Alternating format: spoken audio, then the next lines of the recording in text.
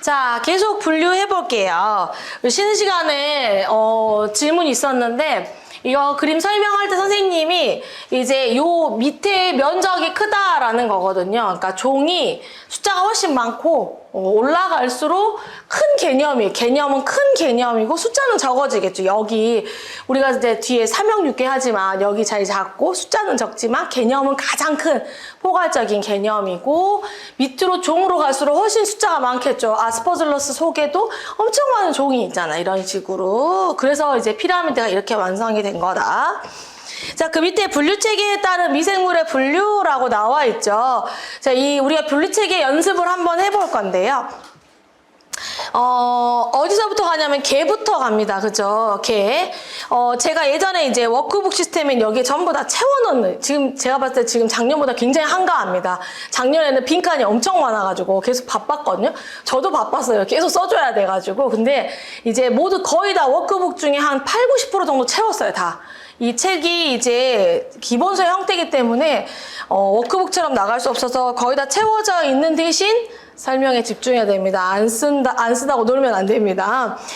이게 지금은 다 채워져 있는데, 이 중에 이제 제일 먼저 설명을 하려고 하는 게 이콜라이를 보면서 먼저 설명을 할 거거든요. 제일 익숙하니까. 세 번째 칸에 보면은 이제 이콜라이의 내용이 나와 있습니다. 이제 이콜라이라는 친구는 어디에 이제 분류가 이렇게 쭉 이루어져 있냐, 어디에 소속이 돼 있냐를 보면, 자, 개로 봤을 때 제일 그 큰 킹덤에는 뭐가 들어가냐면 세균, 박테리아가 들어가는 겁니다. 그렇죠? 개 했을 때 지금 얘는 세균계에 들어있다는 거죠. 자, 그 밑에 문으로 내려와 볼게요. 자, 문으로 내려오면은 사실 이 문에는요, 크게 그람 양성균 문하고 프로테오박테리아 두 개의 문이 가장 큰 문이에요. 문. 근데 그러니까 이 프로테오박테리아는 음성균이고요. 음성균 중에서도 이 프로테오박테리아 요 문이 아주 큰 문이에요. 그 문 안에는 다시 강이 있어요. 그쵸? 문 밑에 강이 있어요.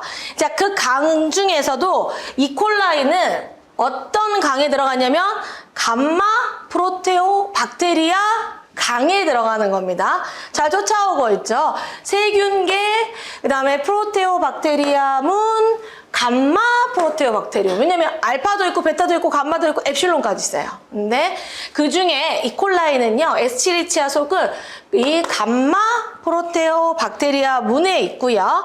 자, 그 밑으로 목이 나오죠. 목 있잖아요. 목은 얘가 뭐냐면 엔테로박테리알레스라고 써져 있어요. 엔테로박테리알레스 목이고요. 과로 가볼게요. 과. 엔테로박테리아시에라고 돼 있는데 얘가 바로 장내 세균과입니다. 그 영어로 써놓은 거죠. 엔테로박테리아시에과이고요.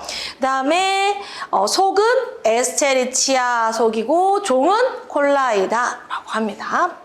자, 이 아이들 중에서 특히 이제 문하고 강하고 목하고 과 이 네 가지는요, 이 강이나 문이나 개 이런 걸 뜻할 때 있잖아요. 목을 뜻할 때 뒤에 공통적으로 좀 사용하는 전미어가 있어요. 끝에 붙이는 거 우리가 전미어라고 하잖아요. 전미어가 있는데 가장 조금 쉬운 게 여기 과. 가장 많이 붙어 있는 게 여기가 아, 시, 에가 붙어 있습니다. 그래서 지금 엔테로박테리아시에라고 이름이 붙어 있죠. 장내 세균과에도 이렇게 끝에 아시에가 붙어 있다. 요거. 목에는요, 뭐가 붙어 있냐면 알레스가 붙어 있습니다. 알레스. 요거. 그래서 지금 목을 보시면 엔테로박테리알레스라고 써져 있죠. 강에는요, 지금 감마 프로테오 박테리아에는 안 붙어 있어요. 끝에가. 근데 붙어 있는 아이도 있는데, 강에는 전미어로 뭘 쓰냐면, 마이세테스를 많이 씁니다. 마이세테스. 이 땡땡땡땡 마이세테스 하면은 강일 확률이 있다라는 거고요. 문에는 뭘 쓰냐면, 마이코타를 씁니다. 마이코타. 마이코타. 문에는 마이코타, 마이세테스, 알레스, 아시에 이렇게. 제가 이거를 예전에도 가르쳤었는데 기사 시험에 이게 문제가 있더라고요. 그래서 여기서 이거 미생물 시험에도 나올 수 있겠다. 충분히 저 혼자 생각을 했으면 한 번 더 그래서 기본 이론 때 한 번 더 설명해 줘야겠다. 이렇게 이런 전미어들이 있습니다. 분류상. 자, 그러면 다른 아이들도 살펴볼게요. 그럼 양성균 중에 첫 번째 있는 친구는 바실러스 서브칠리스인데 이 바실러스 서브칠리스도 어느 위치에 있냐? 첫 번째는 세균계에 있겠죠. 그 다음에 문은 어디에 있냐면 그람 양성균 문에 들어있고요. 그 밑으로 강은 바실라이 강에 들어있고 목은 바실라레스에 들어있고 이름도 어려워. 그 다음에 과는 바실라시에 들어있고 마지막 속은 바실러스, 종은 서브칠리스 이렇게 된다는 거. 그러니까 바실러스 서브칠리스가 종속과목 광문계 어디에 위치해 있는지 뭔지 알겠죠? 이렇게 보는 거예요. 클로스트리디움 똑같아요. 똑같고요. 맨 끝에 보면은 캠필로박터 제주니가 있습니다. 그렇죠? 캠필로박터 제주니. 자, 캠필로박터 제주니 한번 기억을 다시 위생 배웠던 거 생각해보면 이 친구 굉장히 남다른 친구예요. 생각나죠? 자, 산소 요구성이 뭐였죠? 위호기성이란 말이에요. 이런 아이는 지금 우리가 배우는 것 중에 거의 없고 제가 위생에서도 얘밖에 없어. 그러잖아요. 이 친구는 되게 특이한데 특이한 만큼 엡실론 프로테오박테리아에 들어있어요. 이 알파, 베타, 감마, 그 다음에 알파, 베타, 감마, 델타, 엡실론 요 5개를 제가 우리 기본서 중에 들어있거든요. 팁으로 들어있는데 그 아이들을 보면 엡실론에 예사롭지 않은 애들이 들어있는데 여러분이 알아둬야 할 2가지가 첫 번째가 캠필로박터고 두 번째가 비피더스. 비피더스도 근데 우리 비피더스 많이 들어보죠. 이런 우리 아주 장 속에 살고 있고 특히 완전 신생아나 아가들한테 잘 살고 있는 아이들이지 우리처럼 조금 세파에 찌든 많이 없어요. 우리 장 속에 많이 없는 좀 특별한 균인데 이런 아이들이 엡실론에 있어요. 그래서 캠필로박터 제주니는요 엡실론 프로테오박테리아에 있다는 거 이런 것들을 조금 봐줄만 합니다. 자, 이렇게 분류 체계에 따라서 미생물이 어떻게 이름이 붙는지 여러분들 어느 정도 감을 잡으셨죠? 자, 그러면 넘어가서 분류 체계의 변화를 한번 살펴봅니다. 자, 분류 체계의 변화를 한번 보면은 여기에 지금 2개 분류, 3개 분류 이런 이제 뭔가 뭔가 블럭 같은 표가 들어있잖아요. 자, 이 표를 한번 쭉 여러분들한테 이제 이건 약간 생물 시간에 나오는 내용인데 제가 생물 수업도 이제 좀씩 다 들어보고 했거든요. 왜냐면 미생물 파트에도 생물이 들어있기 때문에 우리가 가져와야 되는 부분들을 조금 고려해보기 위해서 갖고 와서 가르쳐줬는데 실제로 미생물 문제에 휘테커의 5개 분류 이런 것들이 나오더라고요. 그래서 여러분들도 이제 분류를 조금 같이 선생님이랑 어떻게 발전해 갔는지를 좀 본다라고 보시면 돼요. 그럼 2개 분류부터 한번 볼까요? 자, 2개 분류는요. 아까 우리 이명법을 개발한 사람이 누구였죠? 린네가 있습니다. 린네가 2개 분류를 했어요.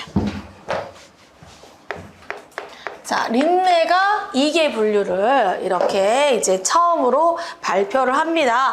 자, 이게는 누구랑 누구냐면요. 동물계하고 그 다음에 식물계. 자, 동물계하고 식물계. 여러분이 생각했을 때는 동물하고 식물은 진짜 다르니까 둘이 분류했나 봐 라고 생각할 수 있지만 동물계와 식물계를 분류한 기준은 따로 있습니다. 뭐냐면 세포벽이 있냐 없냐의 차이예요. 그럼 세포벽이 누가 없을까요? 동물계가 없습니다. 그렇죠? 이 동물계에는 세포벽이 없고 그러니까 인간도 세포벽이 없어요. 우리가 갖고 있는 우리 세포에도 벽이 없고 식물 있잖아요. 식물은 세포벽을 갖고 있습니다. 그래서 세포벽의 유무에 따라서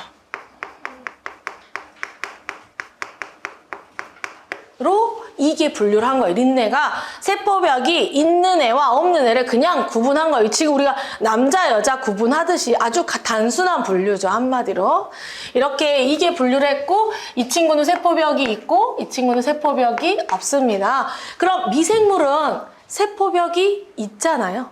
있어요. 그래서 어디에 들어가냐면 처음에 식물계에 들어갑니다. 실제로 이제 아주 옛날에는 미생물이 식물계에 들어갔고 세포벽이 있으니까. 그리고 무슨 어디에 들어가냐면 식물계 중에서도 은화식물 이런 데 들어갔어요. 은화식물은 뭐냐면 듣기만 해도 돼요. 꽃이 없는 식물을 은화식물이라고 하는데 선생님도 그런 거 막 잘 몰라요. 그 다음에 뭐 양치식물 이런 거 들어본 적 있죠? 그런 애들은 이제 꽃이 있는 식물만 있는데 이 미생물은 은하식물의 엽상식물 안에 들어있던 아이예요. 근데 지금 생각하면 말도 안 되지만 그렇게 옛날에는 분류가 돼 있었어요. 자, 이계 분류는 이제 린네가 하고요. 요렇게 하다가 어떤 일이 생기냐면 현미경을 개발하잖아요. 개발하면서 이제 뭔가 얘를 식물이라고 하기도 그렇고 동물이라고 하기도 그런 이상한 아이들이 나오는데 그게 대표적으로 원생생물계를 찾게 됩니다. 그래서 3계 분류를 합니다. 자, 3계 분류는 누가 하냐면 해켈이라는 사람이 합니다. 자, 해켈이라는 사람이 3계 분류를 하면서 동물계, 그다음에 식물계 있고 하나를 더 합니다. 원생생물계. 현미경이 발달하면서 이제 이 아이를 어디다가 놓을지 모르는 아이들을 여기다 넣었는데 원생생물에는 대표적으로 3개가 있어요. 여러분도 이제 외우셔야 합니다. 첫 번째 조류. 조류가 원생생물에 들어있고요. 두 번째 원생동물. 우리는 배우지 않지만 점균류. 그런 아이들을 원생생물계 안에 들어있어요. 자, 여기까지가 이제 3계고요. 그 다음이 이제 4계로 갑니다. 4계 분류. 4계 분류는 누가 했냐면 코플란드라는 사람이 합니다. 코플란드라는 사람이 4계 분류를 하고요. 4계 분류는 이제 어떻게 나눠지냐면 동물 있고 식물 있고 그 다음에 원생생물도 있어요. 근데 여기에 뭐가 있냐, 뭐가 들어오냐면 이제 이 아이는 핵을 갖고 있지 않네? 정확히 핵막이 존재하는 완전한 핵을 갖고 있지 않은 원핵 생물을 어디에도 넣기가 애매한 거예요. 왜냐하면 얘들은 전부 다 진핵이거든요. 그래서 원핵 생물을 이제 따로 분류해야 된다라는 의견이 나오면서 원핵 생물계가 나옵니다.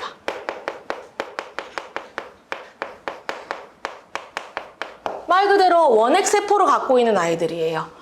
여기 다 진핵이거든요. 동물, 식물 다 진핵이에요. 세포백 있든 없든 다 진핵인 애들이에요. 그래서 얘들이 여기에 들어있기는 안 맞잖아. 그래서 원핵생물계 나옵니다. 그래서 여러분들이 원생생물과 원핵생물을 헷갈리면 안 됩니다. 비슷해 보이죠? 자, 그 다음에 이제 5계 분류가 나옵니다.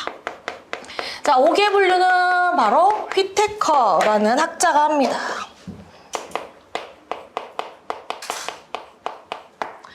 휘테커가 동물계, 식물계까지 똑같은데 휘테커는 여기서 이제 뭐를 하나 넣냐면 균계를 넣습니다. 균계. 자, 균계 써져 있죠. 자, 이 균계는 어떤 거냐면 그러니까 지금 보면 식물계에서 이제 세포벽이 있는 아이들 중에서 식물은 보통 우리가 뭐예요? 햇볕에 나가면 광합성을 하죠. 근데 광합성을 못하는 애들이 있는 거예요. 그 아이들이 누구냐면 여러분이 알고 있는 곰팡이, 버섯, 효모 이런 아이들을 균계로 뺍니다. 얘들은 식물은 아니잖아. 광합성 못하니까. 그래서 휘테커는 5계 분류해서 이 식물 중에 광합성을 못하는 아이들을 균계로 뺀다라고 보면 돼요. 그래서 균계에는 이런 뭐 곰팡이라든지 효모라든지 버섯 같은 이런 아이들이 들어온다라고 보면 돼요. 그래서 지금 우리도 얘들을 균류라고 하잖아요. 이렇게 지금도. 자, 균계를 분류하고 그대로 원생생물 또 원핵생물계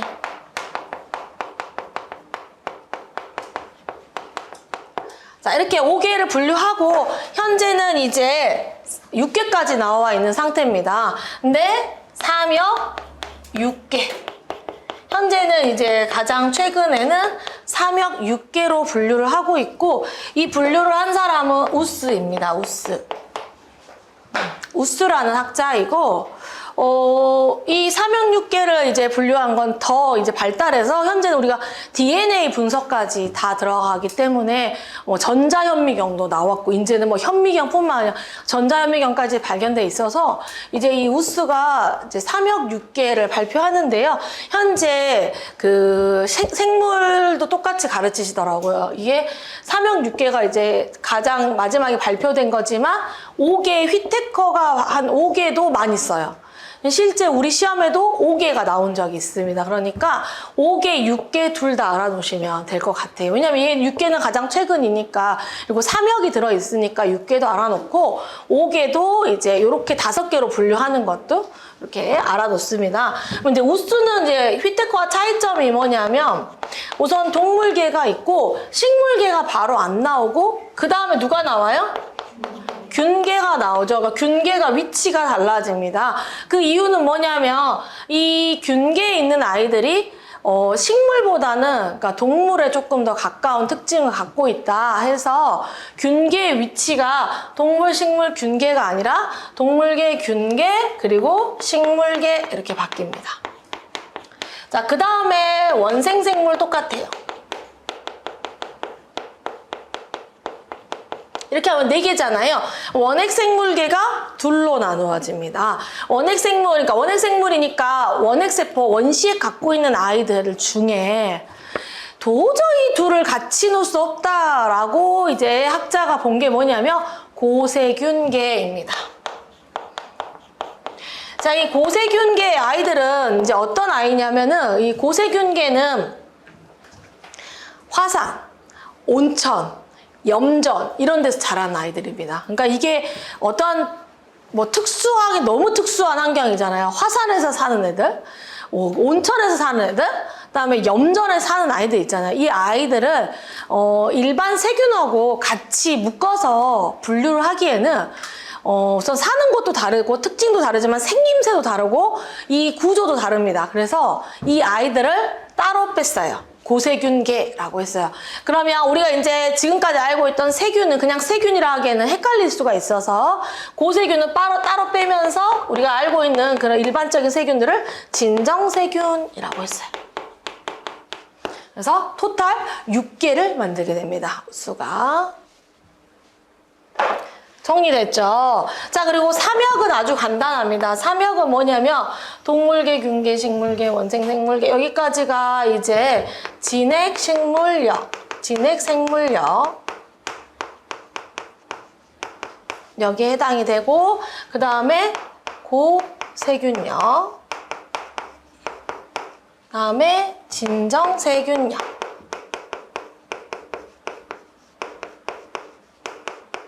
이렇게 3개가 나옵니다. 그래서 우리 경기도에 이미 이 도메인이 나왔습니다. 시험에 여러분 3개의 도메인이 나왔으니까 삼역에 대해서 조금 기억을 해주시면 좋겠고, 삼역 6개를 다시 그림으로 이제 많이 그리거든요. 삼역 6개를 어떻게 그림으로 그릴 수가 있냐면, 이 가지로 이렇게 지금 밑에도 보면은 개통수가 나와 있잖아요. 이 개통수처럼 그려보면은 첫 번째 가지에는 진정세균. 진정세균이 달려있고, 얘가 진정세균계. 그죠? 여기 진정세균계. 그 다음에 이 두 번째 가지로는 고세균계. 이렇게 표현할 수 있고, 세 번째 가지로는 예를 들어 식물계, 또 균계, 또 동물계, 그 다음에 원핵, 생물계. 이렇게 4가지죠. 이렇게 원핵생물계, 동물계, 균계, 식물계, 그 다음에 고세균계, 진정세균계. 이렇게 개가 있고 6개죠. 그 다음에 이렇게 한 게 진정세균역. 그다음에 요게 고세균력. 그다음에 마지막 요렇게 합친 게 진핵생물력. 이렇게 표현할 수 있습니다. 그래서 삼형 6개를 개통수로 그려보면 이렇게 6개의 개가 있고 그 다음에 3개의 역이 있다. 이렇게 보시면 됩니다. 식물계, 균계, 동물계, 원핵생물계. 자, 요렇게 이 삼형 6개까지 지금은 완성이 되어 있는데, 여러분들이 5개, 또 좀, 뭐, 2개는, 린네는 이제 뭐, 가장 이제 그 첫 번째 분류학자니까 뭐, 기억하고 계시겠지만, 5개나 6개, 요렇게, 어떻게 개가 발달하는지 선생님 설명해 줬으니까 이해하시겠죠? 요렇게, 발달돼서 분류가 되어 있다라고 정리해 주시면 됩니다. 제가 이제 중간중간 이제 뭐 모의고사나 또 실전 모의고사 이런 것들 할 때 이것들을 섞어가지고 머릿속에 5개가 있어야만 5개가 들어있고 예시들을 가지고 그 아이들이 같은 개인지 아닌지 이런 걸 물어볼 수가 있어요. 그렇게 나올 수 있겠죠. 어렵게 나오면. 특히 뭐 고세균계와 5개 같은 경우는 고세균계와 진정세균계가 하나의 개에 들어있지만 6개 같은 경우는 서로 다른 개에 들어있잖아요. 그런 것들을 이제 잘 고려해 주시면 됩니다. 자, 그 밑에 이제 3영역의 분류 체계라고 되어 있죠. 자, 3영역의 분류 체계 한번 가보면은요. 자, 개통수가 나와 있습니다. 예전에는 이제 여기에 막 이상한 막 바가 있어가지고 제가 막 설명하고 그랬는데 그 바들을 제가 다 정리했어요. 다 정리해서 너무 뿌듯해. 자, 개통수 보면은, 지금 요거 한 것도 복습입니다. 그쵸? 3개의 역이 있습니다. 그쵸? 첫 번째가 세균력, 그 다음에 고세균력, 그 다음에 진핵생물력. 이렇게 나누어져 있다. 보시면 되고, 그리고 지금 위치를 잘 보시면은 세균력과 진핵생물력 사이에 고세균력이 자리하고 있죠. 이 고세균들은 이게 세균보다 약간, 그러니까 세균과 공통점도 갖고 있지만 진핵생물하고도 공통점을 갖고 있는데 진핵생물하고 조금 더 공통점이 많다고 해요. 그래서 진핵생물, 세균, 고세균 이렇게 정리하지 않고 고세균을 가운데 놓고 있습니다. 그 이유가 진핵생물과 더 조금 공통점이 진핵생물적인 특징들을 좀 갖고 있어요. 이 고세균들이. 아마 그래서 애들이 그러한 극한의 상황에서 버티면서 사는 게 아닌가 이렇게 사람들이 생각하고 있습니다. 그리고 우리가 세균과 진핵생물에서 가장 이제 잘 생각해야 되는 게 원시핵 부분이에요. 우리가 이제 미생물에서 분류, 세포의 구조 이런 거 할 때 여러분이 빠르게 항상 정리해야 되는 부분은 원핵이 누군가, 진핵이 누군가 그래서 얘가 이 기관을 갖고 있냐, 없고 있냐 이런 것들을 빨리빨리 잘 파악을 할 수 있어야 돼요. 그러면 지금 세균과 고세균은 둘 다 원핵이에요. 원시핵 상태라는 거죠. 그리고 진핵은 진짜 핵을 갖고 있는 진핵세포를 갖고 있는 친구들이고 세포 안에 미토콘드리아, 엽록체 이런 거 들어봤죠? 골지체, 소포체 이런 거 들어봤죠? 이런 아이들, 이런 소기관이 진핵생물에는 다 있어요. 근데 이 아이들은 없어요. 세포 내 소기관이 발달돼 있지 않습니다. 원시핵 상태고 핵도 널브러져 있어요. 핵도 어떤 핵막에 쌓인 예쁜 핵 안에 이렇게 핵의 형태를 갖고 있지 않고 그냥 DNA가 막 꼬부라져서 널브러져 있는 핵양체 상태로 있는 아이들이다 라고 보시면 돼요. 자, 이렇게 있고 지금 보시면 이 세균에는 요 그람 양성세균 아까 컸죠. 문에 있었잖아요. 그리고 프로테오박테리아 여기 있죠. 이 문에 있습니다. 그리고 그 밑에 보면은 시아노박테리아라고 써져 있죠. 자, 이 시아노박테리아는 여기 남세균입니다. 이 시아노박테리아는 우리가 남세균이라고 하고요. 원래 예전 명칭은 남조류였어요.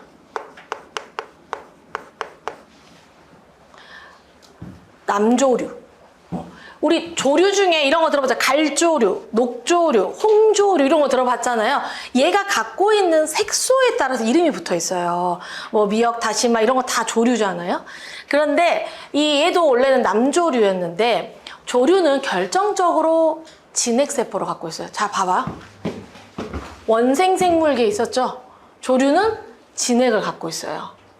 근데 이 남세균은, 남조류는 연구를 해보니 원액을 갖고 있는 거예요. 그 얘를 더 이상 조류로 할 수 없다. 그래서 얘 이름을 뭘로 바꿨냐면 남세균으로 바꿨습니다.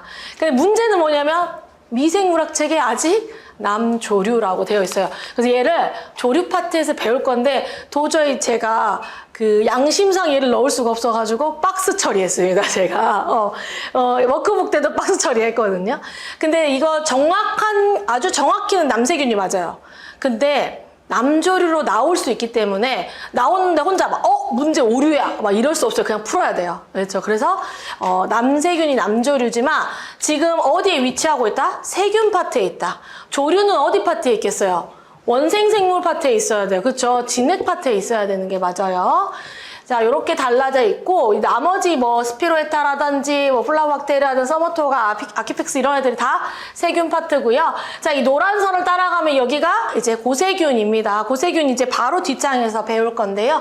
뭐 메타노살시나라든가 메타노박테리움, 메타노코코스, 서머코코스 이런 아이들 다 이제 고도 호용균, 서머플라즈마 이런 아이들 전부 고세균에 들어있다라고 보고요.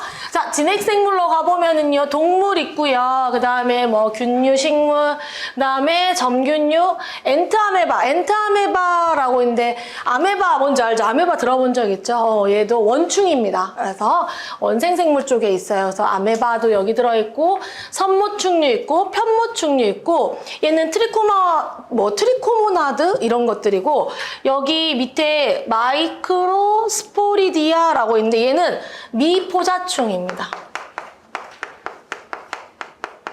얘는 편모충류 있잖아요. 여기 마이크로스포리디아는 미포자충. 그 다음에 디플로모나드는 중복 편모충류. 중복 편모충류.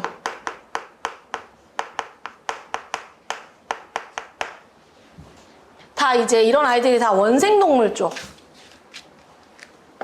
원생생물 안에 들어있는 아이들입니다. 자, 요런 아이들이 진액에 있다. 정리하고 넘어갑니다. 고세균으로 갑니다. 자, 고세균은 이제 우리가 조금 이제 알고 지나가자. 세균이랑 그 다음에 이제 우리는 미생물 파트, 우리 미생물학에서는 막 동물계, 식물계를 자세히 하지 않습니다. 근데 이제 세균은 훨씬 자세히 하는 편인데 고세균은 여기서만 다루거든요. 그래서 여러분들이 고세균에 대한 특징을 좀 기억을 할 건데요. 첫 번째 핵이 없습니다. 그래서 원핵생물에 속하고요. 크기가 아주 작아요. 그래서 얘는 핵이 없고 원핵생물에 속해 있고 크기가 작은 친구다. 세균과 근본적으로 여러 차이점을 가지고 있습니다.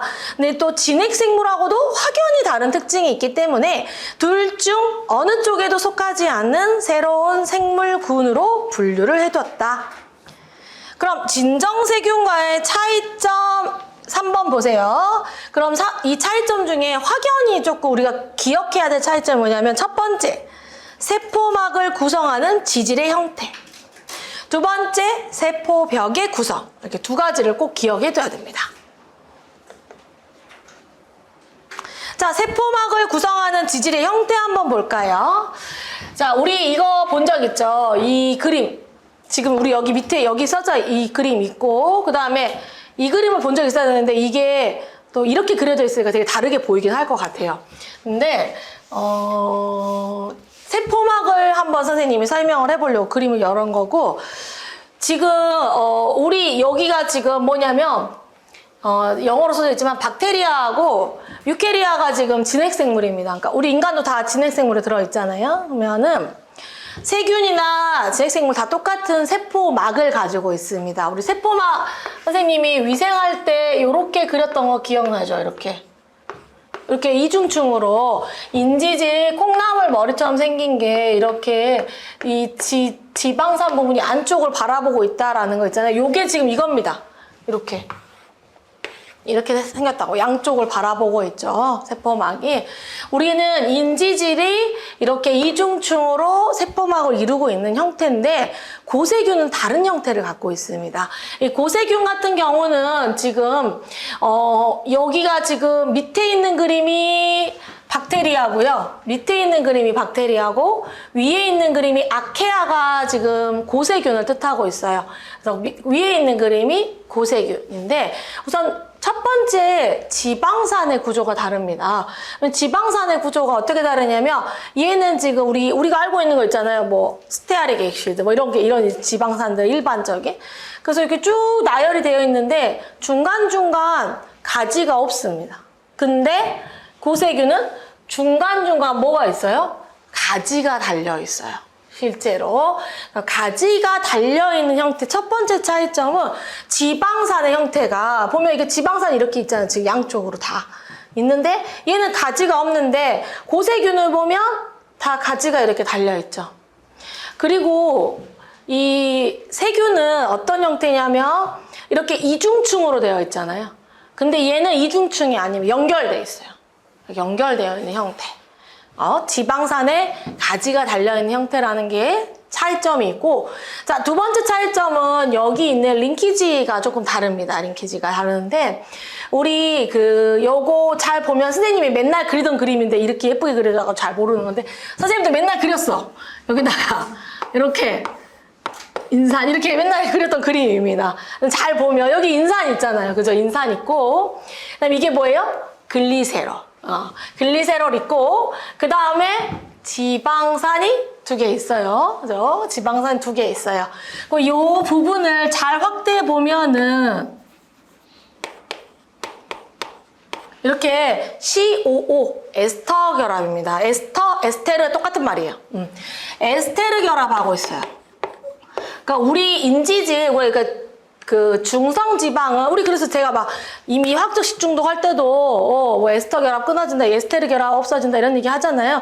우리가 미생물 뒤쪽에 효소 배울 때 리파제 배우는 라이페이즈 이 지질을 분해한 요소 어디 자르냐면요 여기 잘라요. 여기 에스터 결합을 자른단 말이에요. 얘는 에스터 결합하고 있어요. 에스테르 결합을 하고 있어요. 여기 보세요. 그래서 COO라고 되어 있죠.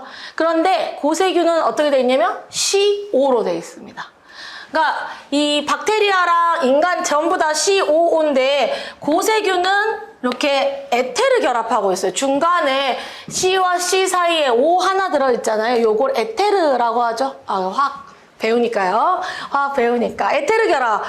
그래서 에테르 결합하고 있는 것 두 번째 차이점이 있습니다. 그러니까 고세균은 아까 지금 세포막의 구조가 다르다라고 했는데 세균은 인지질 이중층이고 에스터 결합하고 있고 지방산에 가지가 없는데 고세균의 경우에는 이중층 아니고 에테르 결합하고 그 다음에 지방산에 뭐가 있어?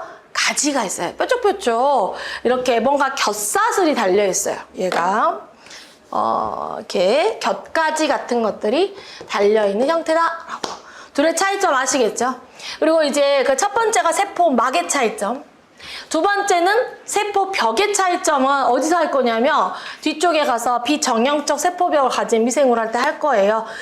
세균은 이제 우리가 지금은 듣기만 하면 되는데 펩티도글리칸층을 갖고 있는데 고세균은 이런 펩티도글리칸층과 다른 층을 갖고 있어요. 그렇게 세포벽이 다르고요. 세포막이 다르다라고 보시면 돼요. 그래서 사람들은 이제 고세균들이 지금 화산 이런데, 온천 이런 데서 버티잖아요. 사실 우리가 화산에 간다고 생각하면 끔찍하잖아요. 온천은 우리 막 뜨겁잖아요. 근데 걔네 거기서 심지어 증식을 한다는 거, 살고 있다는 거잖아요. 왜 살까 할 때 이 에테르도 한몫을 할 것이라고 생각하고 있어요. 에테르 결합하고 있는 것들이 이 세포막에 에테르 결합하는 것도 높은 온도에서 저항을 주는데 역할을 할 것이다라고 학자들은 생각하고 있습니다. 자, 이렇게 고세균은요, 진정세균과의 차이점이 세포막을 구성하는 지질의 형태, 그리고 세포벽의 구성, 이렇게 두 가지가 큰 차이점이 있다는 거 여러분 알아주세요. 그리고 미생물의 경우는 시스템은 위생보다 더 앞쪽에 배운 내용이 뒤쪽까지 다 가야 완성이 됩니다. 지금 하나도 못 알아듣는 친구도 있잖아요. 그래서 제가 예습을 하라고 했는데 예습을 해도 못 알아들을 수 있거든요. 이게 공부를 많이 안 해봤고 미생물을 안 접하면. 근데 지금 이해가 안 돼도 뒤쪽에 다시 반복해서 나오기 때문에 우선 이런 게 다르구나 라고 넘어가셔도 됩니다. 자, 그리고 4번 보면 심해 열수구, 염전, 화산, 온천과 같은 극단적인 환경에 서식을 하고요. 이 친구가 진핵생물하고 유사점이 많아가지고 제가 위치가 중간에 가운데 손잡 가운데 딱 껴있어요, 얘가. 자, 고세균의 종류 한번 볼게요. 자, 고세균의 종류는 크게 다시 둘로 나눕니다.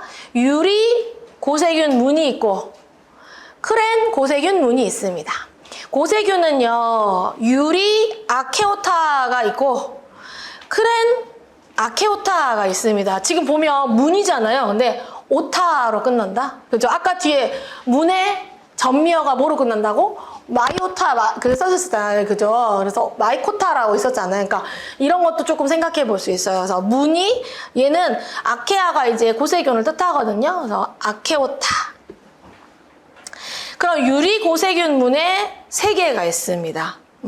3개가 메탄 생성균, 극호염균, 호열 산성균, 그리고 크렌 고세균 문에 누가 있냐면 초고온균 이렇게 나눠져 있어요. 유리 고세균 문에 3개 있잖아요. 근데 우리가 시험 보면 지문이 4개죠. 그러니까 3개 있는 것들을 항상 잘 외워야 돼요. 3개 있으면 하나 딴 거 넣을 수가 있기 때문에 3개 있는 것들 잘 보시고 크렘만 외우면 나머지는 유리이니까 이렇게 분류할 수 있습니다. 자, 메탄 생성균 한번 볼게요. 자, 메탄 생성균은 이름 잘 봐요. 메탄을 만드는 균이에요. 우리가 8번째 파트에 가면 메탄 산화세균이 나오거든요. 걔는 메탄을 산화시키는 세균이고 얘는 뭘 하네? 메탄을 만드는 균. 둘이 달라요. 여러분들 꼭 구분해야 돼요. 뒤에 가면 다시 합쳐가지고 생각하거든요. 아니에요. 자, 메탄 생성균은요, 절대 혐기성 세균이고요. 산소가 전혀 없는 늪지. 그리고 이산화탄소와 수소를 이용해서 메탄을 만드는 친구입니다. 그래서 메탄 생성균. 그리고 산소가 완전히 없는 절대 혐기성균이에요. 지구상의 유기물의 혐기적 분해에 중요한 역할이라고 써있잖아요. 이 메탄 생성균 내용들을 살펴보면 어떤 내용이 있냐면 우리 그런 선전 있잖아요. 지금도 하던데 저 지구 바다속 밑에는 심해 무슨 천연가스와 막 이런 거 얘기 나오잖아요. 이 지구상의 천연가스의 대부분이 이 메탄 생성균의 대사작용에 의해서 만들어진다고 합니다. 그래서 그런 역할을 하는. 그러니까 당연히 절대 혐기성 균이겠죠.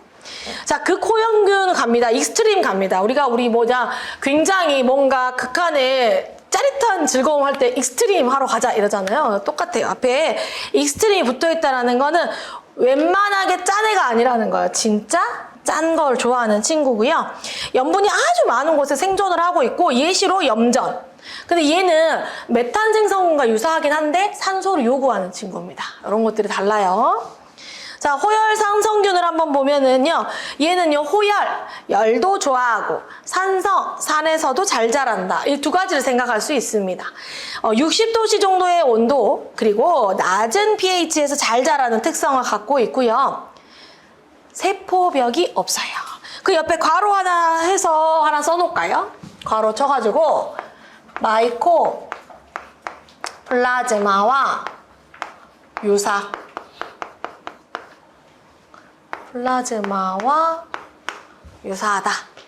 마이코 플라즈마와 유사 이렇게 하나 써놓으세요. 지금은 무슨 말인지 모를 수 있습니다. 근데 제 시생은 알아야 돼요. 마이코 플라즈마를 배웠기 때문에 뒤쪽에 배웁니다. 네, 이 마이코 플라즈마가 세포벽이 없는 균이거든요. 이 친구가 호열산성균도 마이코 플라즈마와 유사하게 세포벽이 없다라고 알려져 있습니다. 자, 그래서 하나 써놓고 나중에 보면 바로 이해 옵니다. 자, 크렌 고세균 문으로 가볼게요. 자, 크렌 고세균 문은 초고온균이에요. 초고온균. 그러니까 완전히 엄청나게 고온이에요. 90도씨 이상의 고온에서 살고요. 산성에서도 생존을 하는 편이고 얘는 혐기성 균입니다. 그리고 선생님이 혐기성 산소효소 안 적어진 건 그냥 그러느냐고 넘어가도 돼요. 이렇게 이 내용이 책마다 거의 없습니다. 사실은 이렇게 둘로 분리된 책도 사실 창지사하고 한 책 2권밖에 없고 나머지를 그냥 대충 써져 있어요. 그래서 그 2권을 바탕으로 그냥 썼거든요. 약간 고민을 했지만 분류가 되어 있기 때문에 참고를 해서 넣어놨거든요. 그래서 크레는 이제 초고온인데 혐기성균으로 적어져 있었고 얘는 이제 어떤 특징이 있냐면 온천에서 서식하는 이제 특징이 있습니다. 그래서 90도씨 이상의 온도는 고온을 좋아하는 친구고요. 거기 옆에다가 하나 또 써놓으면 이 초고온균 중에 하나 친구가 이 온천에서 서식하는 박테리아가 있어요. 이름까지는 몰라도 될 것 같아요.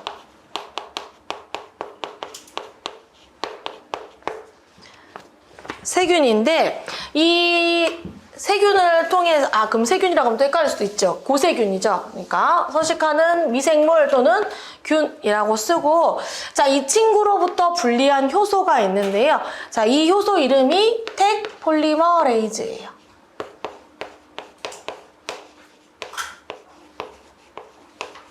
택폴리머레이즈. 그리고 PCR 써는 PCR.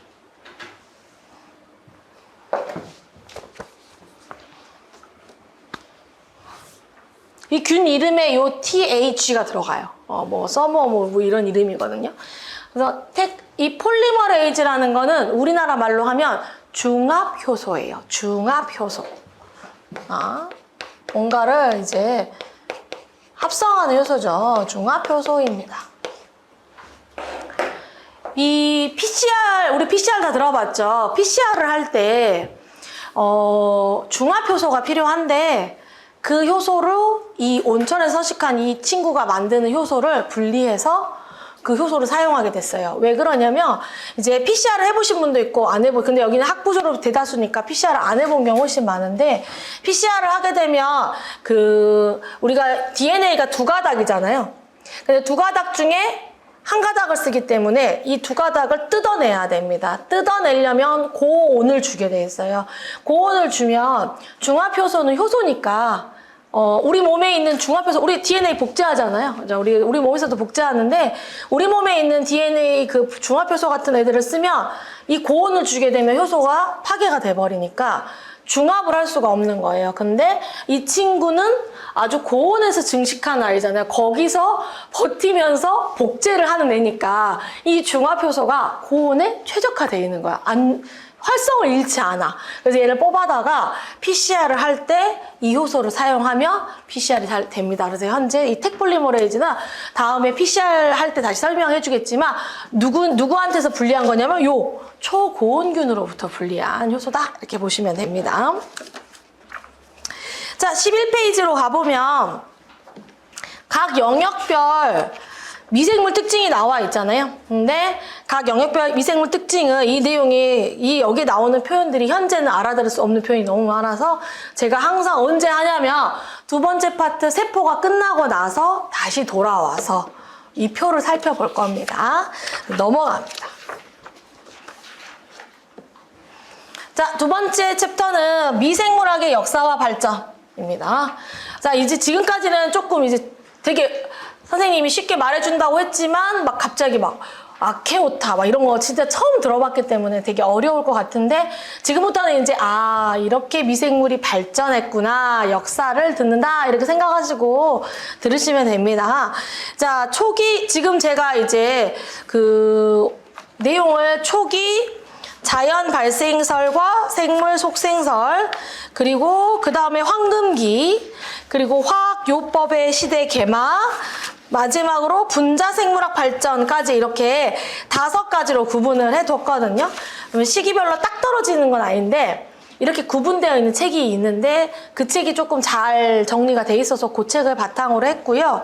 초기부터 보면은 초기는 당연히 레베누크가 나옵니다.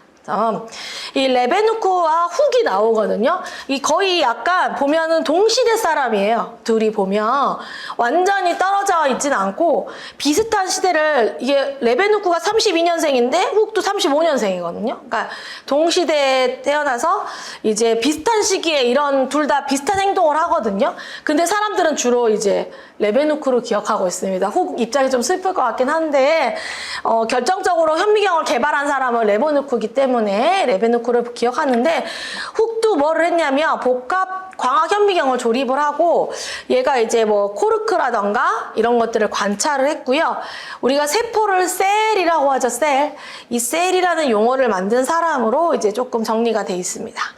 레베누크를 보면은 1675년에 최초로 대물 렌즈와 오목 렌즈를 사용해가지고 270배 배율로 현미경을 개발하게 됩니다. 그래서 이 사람이 이제 미생물을 관찰했다라고 써있는데 뭐를 들여다보냐면 빗물을 들여다봅니다. 빗물을 들여봤더니 엄청 작은 애들이 막 움직이고 있었던 거예요. 그래서 이 사람이 작은 동물이다. 그래서 처음에 얘를 소동물이라고 이름을 붙입니다. 그래서 레베누크가 소동물이라는 이름을 붙였어요. 빗물 속에 있는 작은 생물체라는 뜻입니다. 자, 이렇게 이제 요 발명을 통해서 이제 시작이 됐고요. 자연 발생설과 생물 속생설 요 부분은 이제 선생님이 조금 설명한 부분이 있으니까 10분 쉬었다가 하겠습니다.